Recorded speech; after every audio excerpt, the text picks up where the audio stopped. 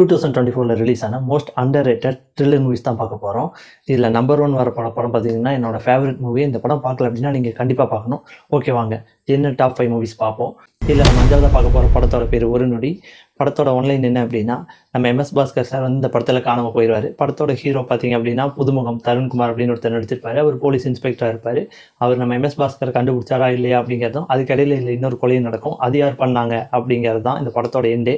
ஒரு நல்ல படம், போர் அடிக்காமல் ஒரு 2 மணி நேரம் போகும். மிஸ் பண்ணாமல் பார்க்கலாம். அதோ நொடி. இதில் 4வது பிளேஸ் இருக்கிற படம் பார்த்தீங்கன்னா அதோ முகம். இந்த படத்தில் நம்ம எந்த படம் பார்த்தாலும் ஸோ இப்படி இருக்கும்னு சொல்லி ஒரு கெஸ் பண்ணுவோம்ல. இந்த படத்தில் பார்த்தீங்கன்னா படம் ஃபுல்லாக ட்விஸ்ட் மட்டும்தான் இருக்கும். நீங்கள் என்ன கெஸ் பண்ணி இந்த படத்தை பார்த்தாலும் அதுவாக இருக்கவே இருக்காது. உங்களுக்கு மிஸ்ட்ரி த்ரில்லர்லாம் பிடிக்கும் அப்படின்னா ஒரு டீசன்ட் மூவி அதோ முகம் மிஸ் பண்ணாமல் பார்க்கலாம். 3வது இடத்துல இருக்க படம் பார்த்தீங்கன்னா அநேகன். இந்த படத்தில் ஹீரோவாக பிரசாந்த் சார் நடிச்சிருக்காரு. அவர் பார்த்தீங்கன்னா பிளைண்டாக நடிச்சிருப்பார், ப்ளஸ் மியூசிஷியனாக இருப்பார். அவர் வந்து ஆக்சுவலாக கண்ணு தெரியும், பட் அனுதாபத்தில் சம்பாதிக்கணும் அப்படிங்கிறதுக்காக கண்ணு தெரியாத மாதிரி நடிச்சிட்டு இருப்பார். அப்படி இருக்கும்போது ஒரு கொலை கேஸில் அவர் இன்வால்வ் ஆயிடுவார். அதுலேருந்து அவர் எப்படி வெளியில் வந்தாரணும், அந்த கொலை பண்ணவங்களுக்கான தண்டனை கிடச்சிதா, அதுக்கும் இவருக்கும் என்ன சம்மந்தம் அப்படிங்கிறதா பேலன்ஸ் படம். இது ஆல்ரெடி ஹிந்தியில் ரிலீஸ் ஆகி செம்ம ஹிட்டான படத்தோட ரீமேக் தான். ஒரு டீசன்ட் வாட்ச் மூவி, கொஞ்சம் கூடி போர் அடிக்காமல் நல்லதாக போகும். மிஸ் பண்ணாமல் பார்க்கலாம். இல்லை 2வது பிளேஸில் இருக்கிறது ரணம்.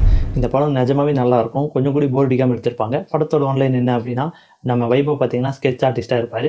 இந்த பாடியெல்லாம் அழுகி போயிடுச்சு, 2-3 நாள் ஆயிடுச்சு அப்படின்னா ஃபேஸ் தெரியாமல் போயிடும்ல. ஸோ போலீஸ்க்கெல்லாம் ஹெல்ப் பண்ணுவார். அது மட்டும் இல்லாமல் சில கேஸெல்லாம் சால்வ் பண்ணுறதுக்கு இவர் ரொம்ப இன்ட்ரெஸ்ட் எடுத்து அந்த கேஸையும் சால்வ் பண்ணி கொடுப்பாரு. நல்ல டிடெக்டிவாக ஒர்க் பண்ணுவார்னே சொல்லலாம். பட் அவர் பர்சனல் லைஃப்பில் ஒரு ப்ராப்ளத்தினால அவருக்கு நிறைய ப்ராப்ளம் இருக்கும். மெமரி லாஸ் எல்லாம் ஆகிட்டுருக்கும். அதுலேருந்து எப்படி மீண்டாரணும், அவர் வந்து இந்த போலீஸ் ஹெல்ப் பண்ணுறதுனாலேயே ஒரு பிரச்சனையில் மாட்டுவார். அந்த பிரச்சனையிலேருந்து எப்படி வந்தாருங்கிறது தான் மொத்த படம். மிஸ் பண்ணாமல் பார்க்க வேண்டிய படம் தான் ரணம். நல்லாயிருக்கும்.